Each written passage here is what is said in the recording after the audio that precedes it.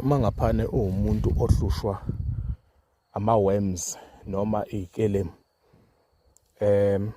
thola inhlaba le ese-fresh, uyithathe uyislayise, ufake iy'puni eziwu-4 zikasawoti, isokhe overnight mawuhlushwa ikelemu.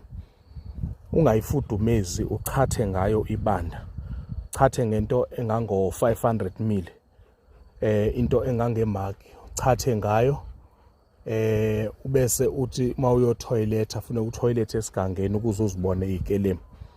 Zonke lezo zikelemu zizophuma zifile emzimbeni wakho, ukwazi ukuthi uphile kahle, ube right. Kungaba ukuthi iy'ntshulube zelumbo, ngoba kuyenzeka uthole ukuthi bazokushaya ngey'kelemu zolumbo, ube umuntu nje ohlezi ephuma iy'kelemu. Leyo nto leyo igcine seyenza even ne-performance yakho yenduku yakho igcine seyingasaphefom'i kahle.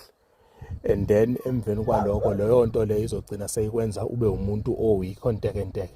So izokwazi ukuthi ukusise-ke le inhlaba uma uzochatha ngayo. Uma uchatha nje, uchatha kabili ngayo esontweni, ukwazi ukuthi ipholise yonke leyo nto leyo esuke ikuphethe. Either unezilonda ngaphakathi uney'londa esiswini, izokwazi ukuthi ikulekelele kulokho, ukwazi ukuthi uphile ube right. Masiphileni-ke bahlali, kube kuhle, kube mhlophe, thokoza.